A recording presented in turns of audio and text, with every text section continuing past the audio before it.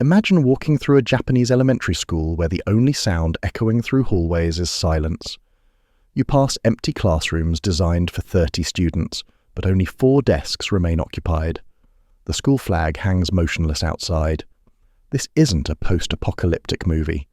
This is Nagasaki Prefecture, right now, today, and you need to understand what's happening, because the pattern spreading across Japan is already touching your country, your neighborhood, possibly your future family.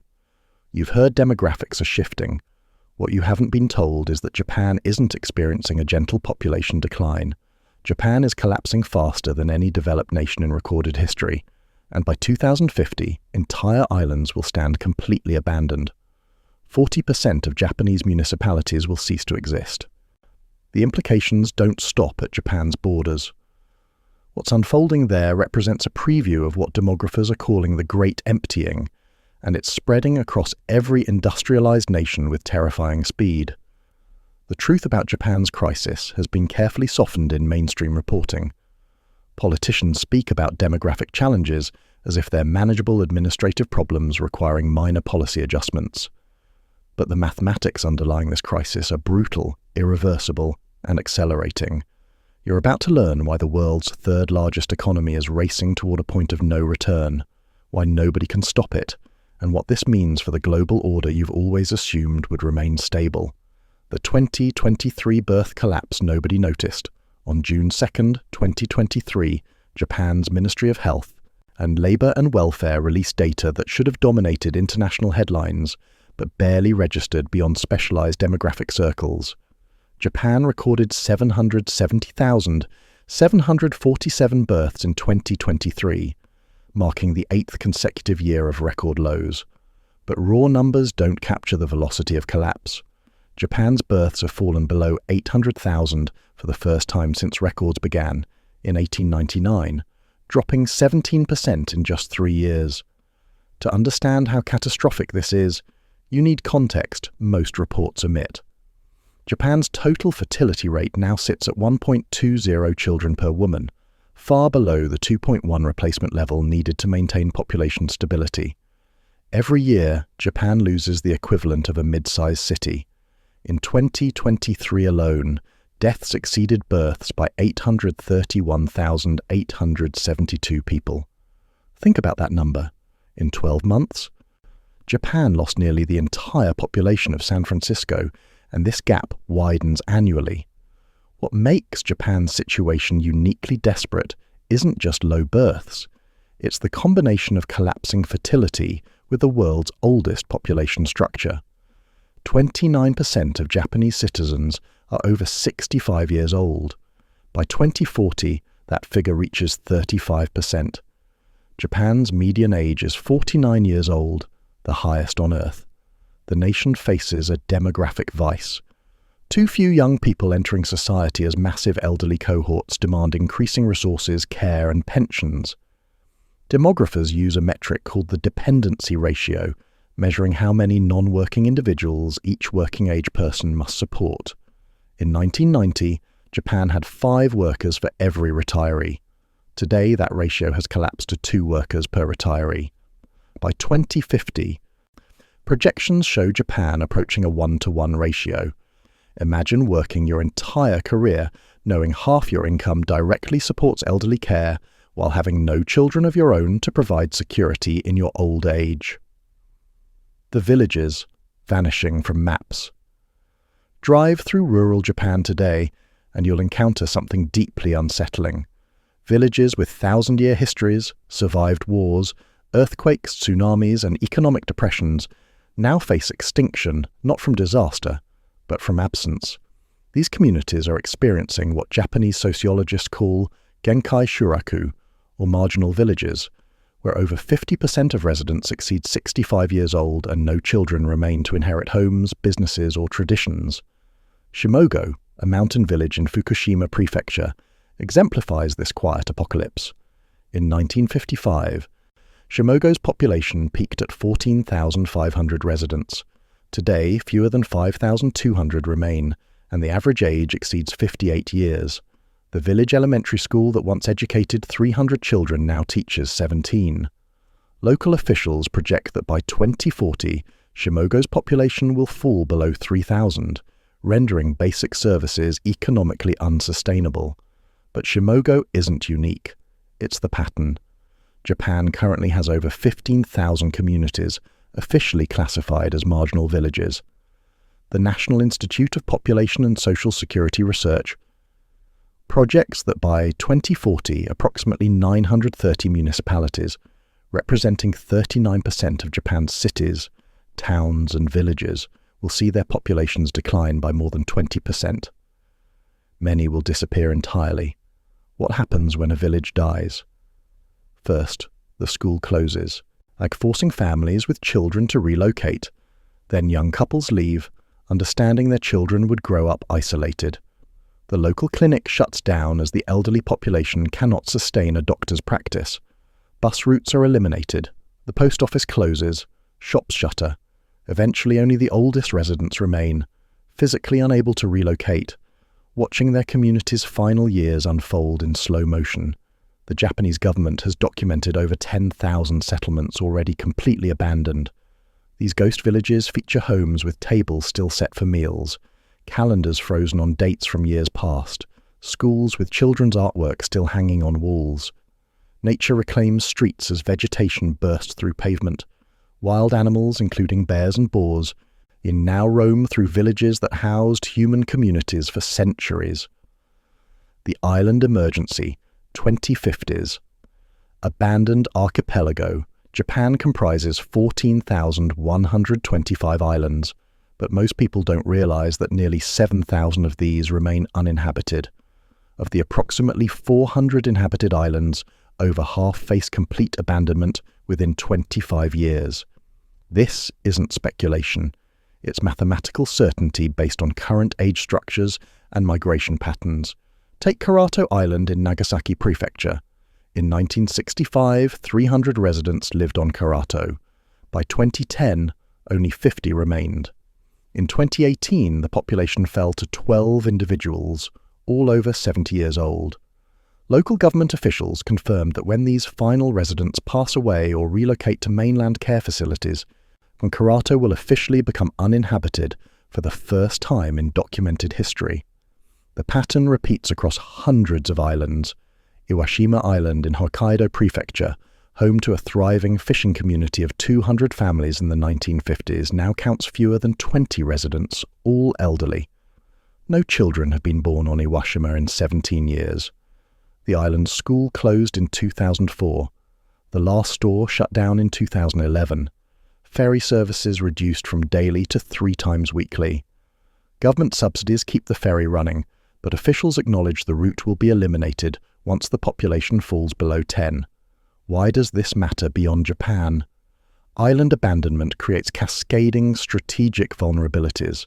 Japan's exclusive economic zone, one of the world's largest maritime territories, depends on inhabited islands to maintain territorial claims under international law. China has watched Japan's island depopulation with keen interest. As Japanese islands become uninhabited, questions arise about territorial waters, fishing rights, and maritime boundaries. The Japanese Coast Guard has identified over 280 uninhabited border islands deemed strategically critical for maintaining territorial integrity. The government has implemented policies to encourage settlement on these islands, offering financial incentives, free housing, and business development grants. Yet these programs have failed spectacularly. Young Japanese families refuse to relocate to remote islands with no schools, limited medical facilities, and minimal economic opportunities, regardless of financial incentives offered. The urban paradox. Tokyo's illusion of stability. You might assume Tokyo, one of the world's most dynamic megacities, remains insulated from rural decline. You'd be wrong. Tokyo's current population of 14 million masks a troubling reality. The city's growth depends entirely on internal migration from other prefectures. Young Japanese flee dying rural communities for Tokyo's opportunities, temporarily maintaining the capital's population. But this creates a doom loop that accelerates collapse elsewhere while merely delaying Tokyo's reckoning. Every young person who moves to Tokyo is one fewer child born in their home prefecture. Rural regions lose their youngest, most economically productive residents, accelerating their demographic death spirals. Meanwhile, Tokyo's total fertility rate sits at just 1.04 children per woman, among the lowest in Japan. The city consumes the nation's youth and produces fewer children than anywhere else in the country. Tokyo's population is projected to peak around 2025, then begin contracting. By 2040, Tokyo's population will fall below 13 million. But the real crisis hits Tokyo's suburbs and satellite cities. Towns surrounding Tokyo have already begun experiencing rapid aging and population loss. Municipalities like Akishima, Fusa, and Musashi Murayama, once booming bedroom communities, now see schools closing and shopping districts emptying. The urban paradox extends beyond Tokyo. Osaka, Japan's second-largest metropolitan area, faces even steeper decline. Osaka's population peaked in 2010 and has fallen every year since. Nagoya, Sapporo, Fukuoka, all of Japan's major cities face the same trajectory: brief migration-driven stability, followed by accelerating contraction as the rural reservoir of young migrants runs dry. The economics of demographic collapse. Japan's demographic crisis isn't just a social phenomenon. It's an economic death sentence. Japan's government debt already exceeds 264% of GDP, the highest ratio among major economies. This debt burden becomes unsustainable as the working-age population contracts while pension and healthcare obligations explode. Consider the mathematics. In 1990, Japan had 86 million working-age adults, supporting 15 million elderly citizens. By 2025, Japan has approximately 74 million working-age adults, supporting 36 million elderly citizens. By 2050, projections show 52 million working-age adults, supporting 37 million elderly.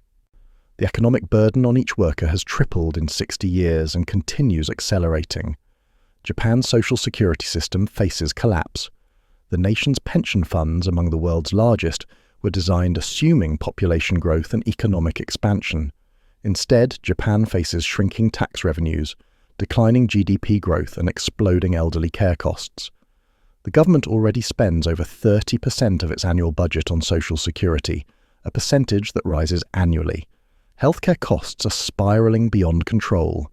Japan's universal healthcare system, once globally admired, now struggles under the weight of an aging population. Elderly patients require significantly more medical care than younger populations.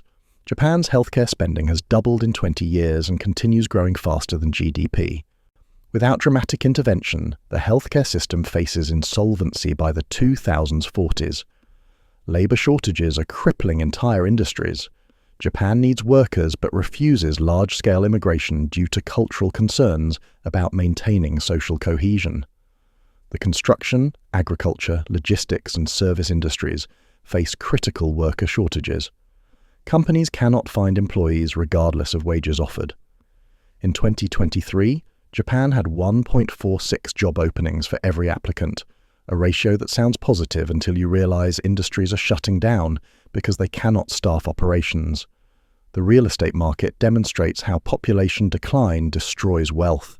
Japan already has over 8.5 million akiya, or abandoned homes, representing 14% of the nation's housing stock.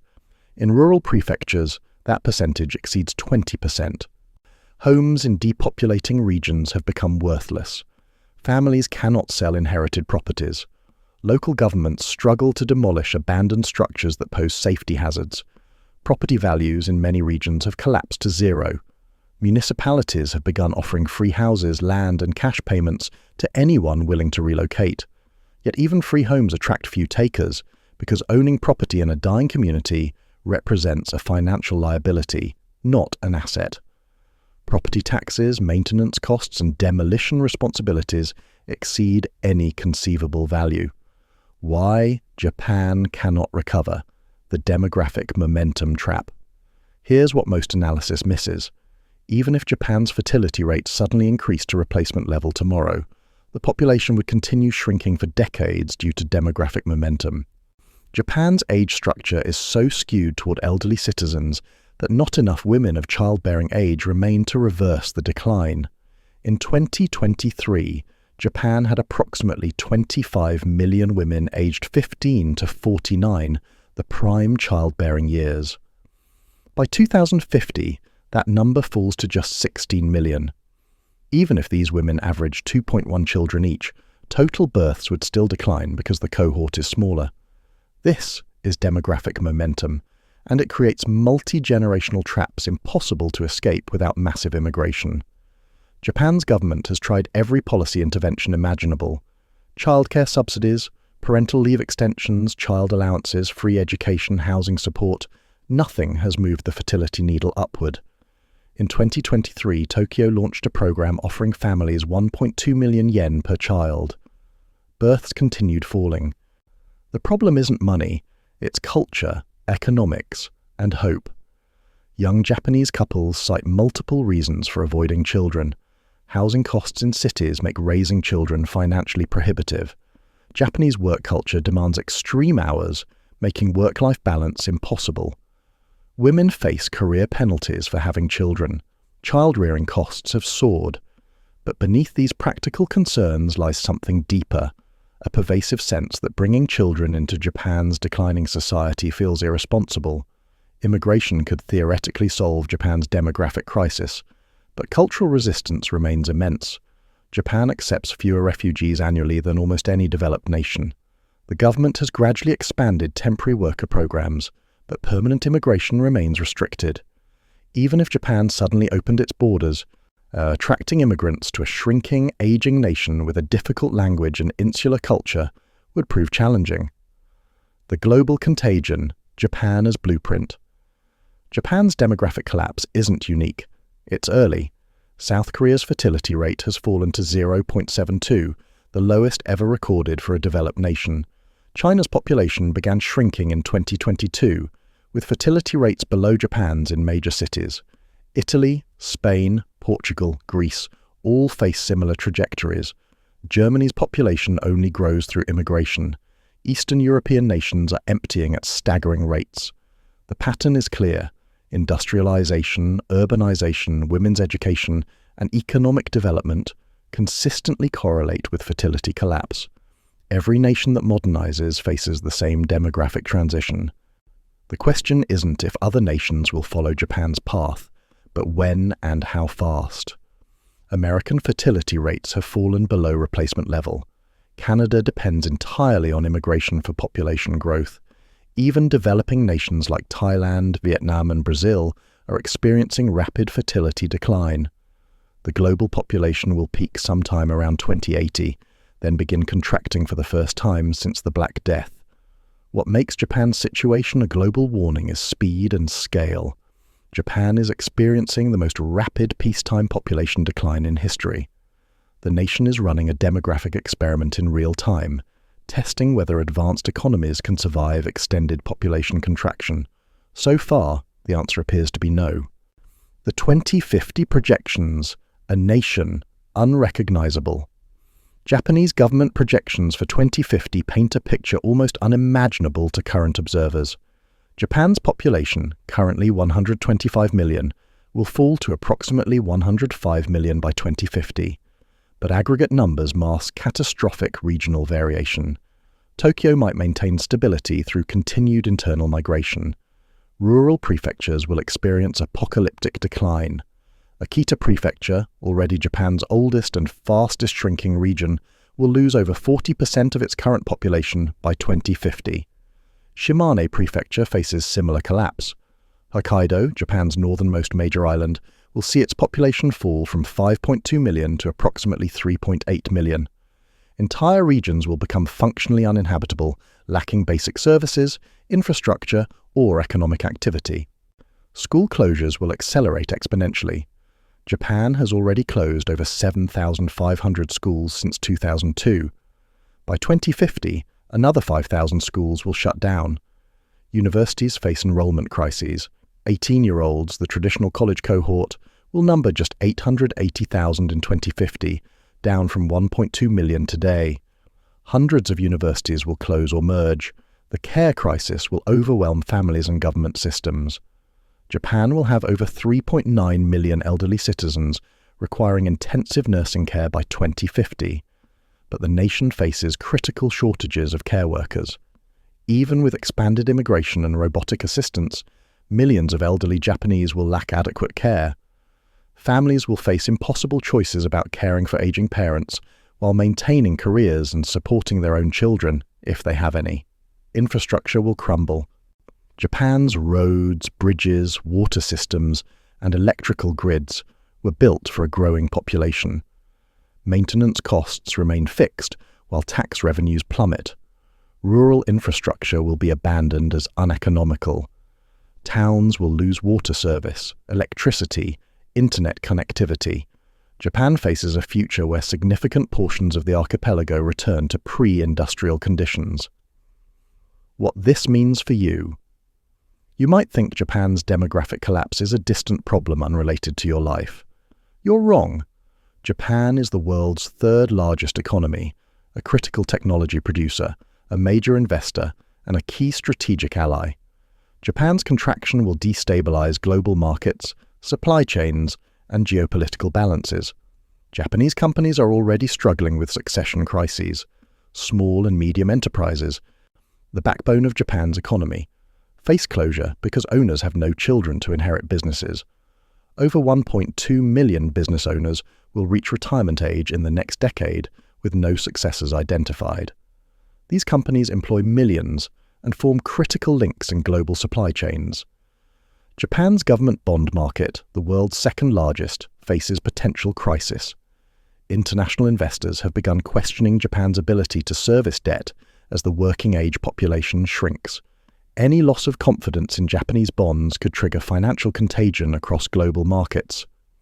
Geopolitically, Japan's decline creates regional instability.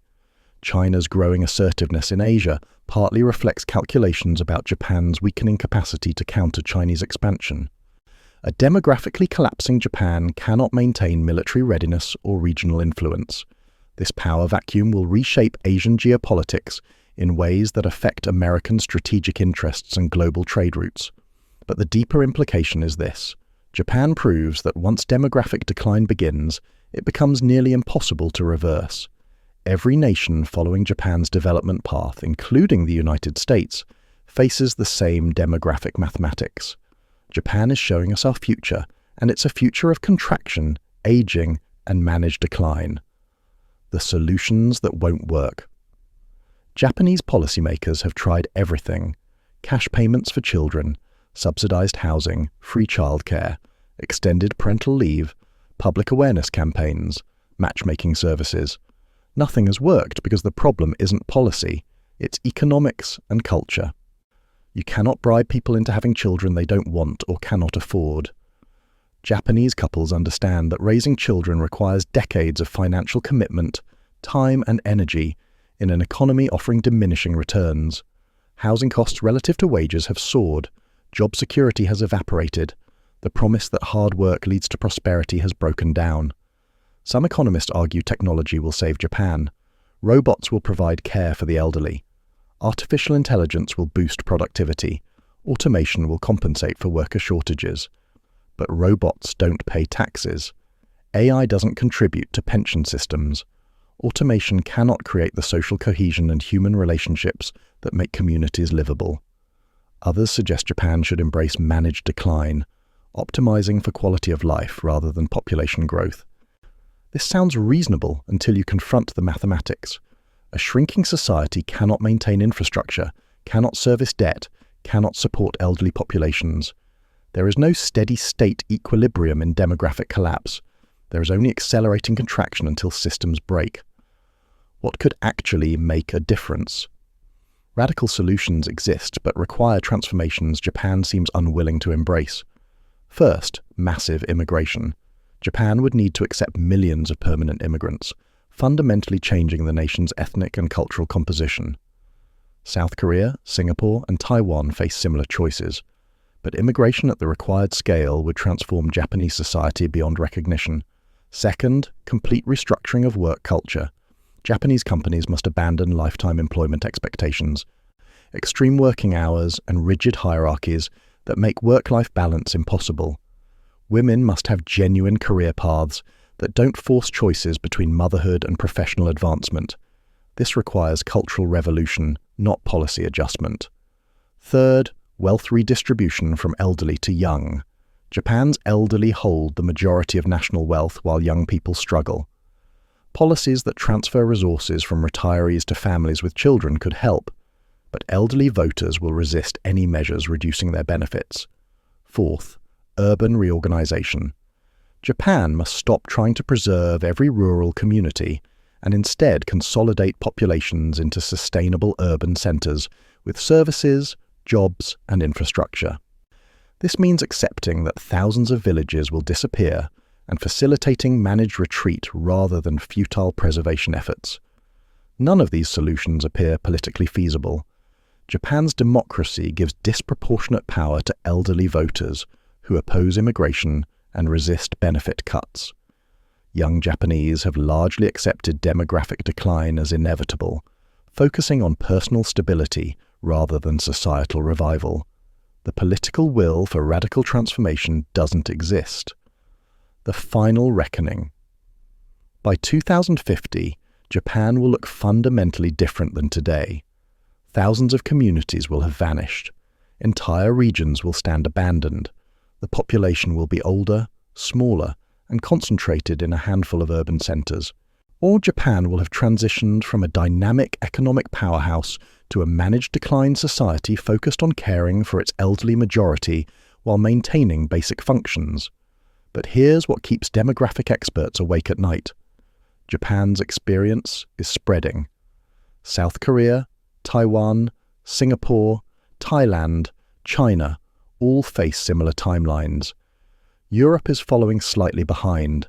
Even the United States, with higher fertility and immigration, faces long-term demographic challenges.